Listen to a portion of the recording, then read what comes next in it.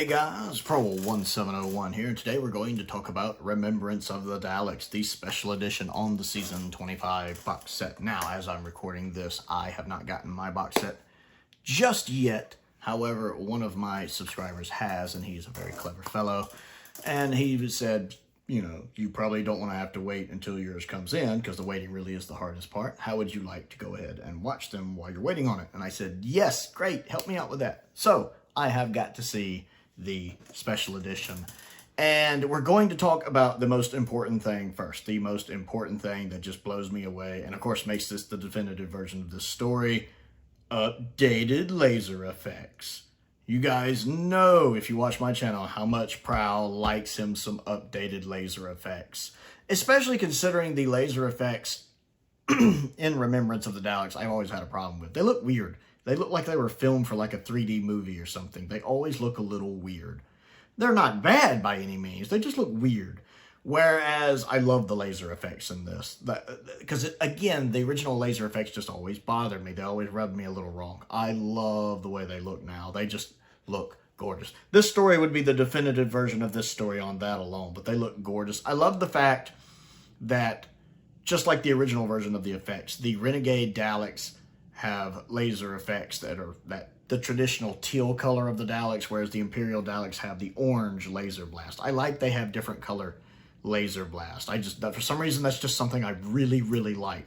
Also, the Special Weapons Dalek. I have always loved the Special Weapons Dalek, but seeing the Special Weapons Dalek with its new updated laser blast, oh yes. Oh yes, I love the Special Weapons Dalek, which I know Lee Binding is also a big fan of the Special Weapons Dalek. You can tell because he's got it on disc art, he's got it on the front cover, he's got it on the booklet. Because Lee's made no secret of the fact he loves the McCoy era. He's a big fan of the McCoy era, which I am as well. I consider the McCoy era the most underrated era in all of Doctor Who. And I loved watching the Special Weapons Dalek. I think it only fires like 3 blasts, but they're 3 glorious blasts. I love the updated effects of the spaceship. When you see the mothership in space, doing all the different stuff there, when it fires the Hand of Omega, when the sun goes supernova at the end, when the Hand of Omega returns back to the mothership and blows it up. I love all of those new effects. They look really nice. I love the effect of the Renegade Dalek Commander when it overloads itself at the end, when McCoy basically talks it into overloading itself. I love the new effect, because the original effect was okay, but a little weird. How it looks like it's overheating and just disintegrates. That's a really, really cool effect. So I love the updated effects. I mean, that does make it the definitive version of the story. I like the fact that they redid the Dalek going up the stairs as well. That just looks better now. I mean, the original effect was fine. Honestly, I never had a problem with it. But I love the fact not only did they do the original effect of it, but I feel like they redid the editing there slightly to make that move at a quicker pace. Because if you've watched my reviews of Remembrance before, it seems like that part takes forever. First off, the Dalek coming up the stairs threatening the Doctor managing to get out the door, and then after the Doctor gets out, after Ace rescues him and they close the door, the Dalek busting through the door. I swear they're sitting down having tea or something, while the Dalek finally makes it up the stairs and finally blows through the door. It was just the pacing was terrible. I've commented on that several times. Whereas in this version, it feels like they cut a lot of that out, and it happens much quicker. The Dalek's coming up the stairs, the Doctor does his, there's the cliffhanger, it picks back up. Ace knocks Michael Sheard out of the way. Great to have Michael Sheard back, by the way. Knocks him out of the way, opens the door, pulls the Doctor out, closes the door, and just a second or so later, the Dalek blasts through the door. That really helps the pace of that scene. So I feel like there's some editing trickery they did there, and that scene benefits from it so much. It just moves exactly at the way it's supposed to. It's much better. I loved that. Yes, I love having Michael Sheard back in this. I could have sworn he was more than in just the first 2 episodes, because he's only in the first 2 episodes. I always feel bad for Michael Sheard. He seems to always get killed in the show. But it's great to see him back. Was this his final appearance? I think this might have been his final appearance in Doctor Who. He's great in it, though. I always love having him back. I like the guest cast a lot in this. The 2 girls, I think one of them's name is Allison. I forget the other one's name. The actresses playing them are great. They're funny sometimes. They just have these witty banter. And they are on the same page. The actresses themselves seem to have good chemistry. They click together well. Their characters do as well. I love when the the group leader is ordering them around. And I like the guy playing the leader. Kind of a very brigadier type feeling character. I really like him. He's a little two-dimensional, but I like him. The actor's doing a good job. But I like how the one girl, sometimes when he's telling them, when he's ordering them to go do something, one of them's like, "Yavo," and the other one does the little salute, kind of making fun of him. And then later, when he tells them to do something, you see them glance at each other and do their little foot stomp, like plump. Like to do a little foot stomp when they follow him. But what really makes that scene work is how they glance at each other first, like, really? They just seem really in step with each other, the two actresses and the two characters. And I got a hoot out of them. Like one of them's talking about, you know what, when this is over, I'm so going to retire. I'm so retired. What are you going to do? I'm going to write my memoirs if I can get clearance on it. I just enjoy their banter together a lot. I think Dursley does a really good job as the sergeant. I forget his name, but I think he does good. I mean, you realize he's kind of the unintentional traitor in it fairly early on, at least from this edit. I mean, you know he's the one talking with Ratcliffe. So it's not a huge twist when he's found out. Although I don't remember some of the stuff, like him mentioning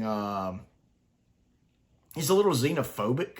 Not just to aliens, but to foreigners a little bit. I don't remember. I don't think some of that was in the original edit of him, because I don't remember that, but I could be wrong. But I'd swear some of that wasn't in the original edit. But I like that it's there, because it shows he's a flawed character, despite not realizing he's a flawed character. The actor playing him, Dursley's his name, he does a really good job with him. There's an odd scene after he gets killed where it cuts back to his face. Like right when he's killed, you can see that he's dead. You see the staring eyes. But then after the Doctor destroys the rebel commander and the little girl's freed of his control and Ace is kind of comforting her, it cuts back to him being dead for a minute before cutting to the funeral. And it's weird, that second cut, when it shows his face right before the funeral. It feels odd. I remember when I was watching it, I was like, it just felt a little weird. I enjoy the story. I love the Dalek Civil War. I like that we got that back in Revolution of the Daleks, which I enjoy. Revolution of the Daleks. Say what you want about Chris Chibnall, but that man knew how to do a Dalek story. All three of his Dalek episodes are good episodes. And I like the Dalek Civil War in that. And it's kind of on the same thing in Revolution that it is here. Simply the fact that Daleks are the ultimate racists. That they don't like the other Daleks because they don't consider them pure Daleks. They've mutated and changed too much. They're not considered pure Daleks.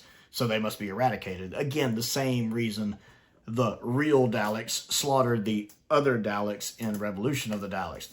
They weren't pure. So we have that going on here. Plus, I like both the designs of the Daleks. The Imperial Daleks and the Renegade Daleks both look really good. I like that design they have.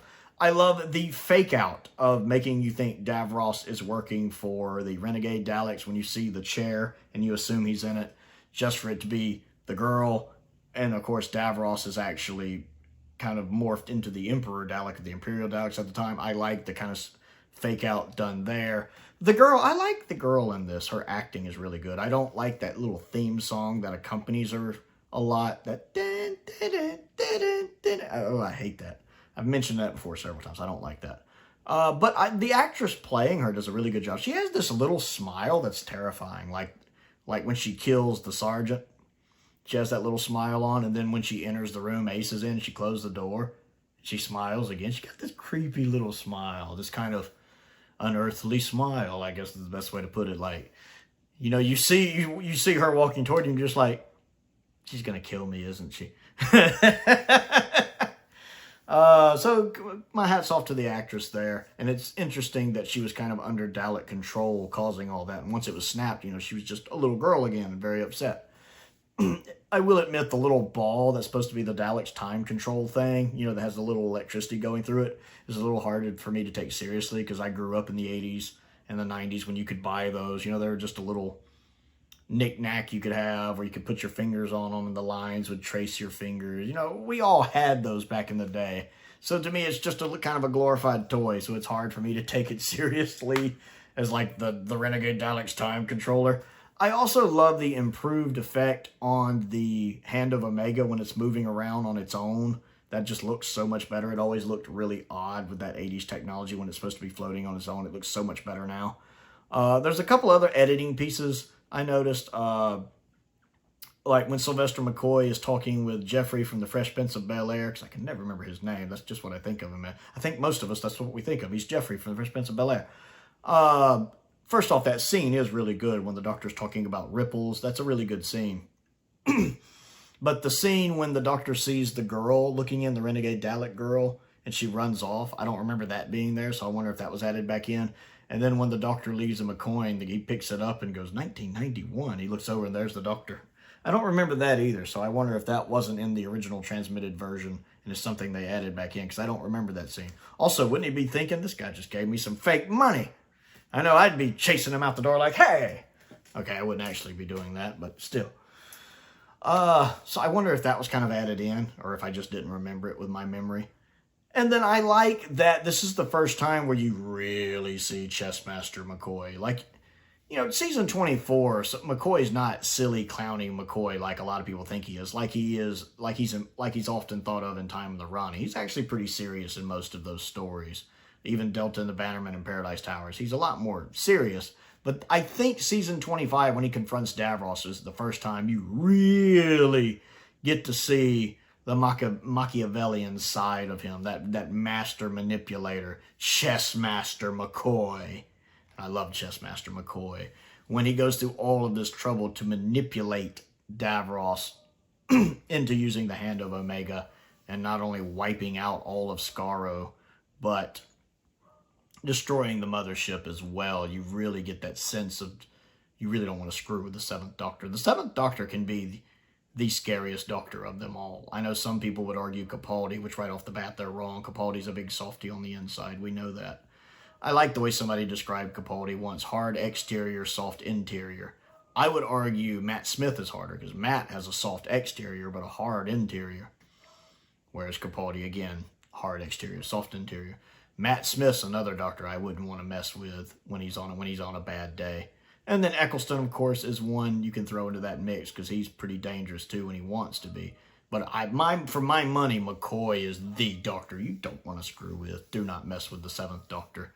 You pay attention, he's dangerous. And I love a lot of the little things McCoy is doing with the role here. Like at the beginning of the story, when one of the scientists is like, the female scientist, when she's talking about, well, that technology doesn't exist on, and the Doctor's just like, yes, come on, say it. I love that, the way McCoy does that. And like when he closes their mouth at one point, he's like, whoop, whoop. Little things he does with his mannerisms, the way he says lines in this story are just so well done.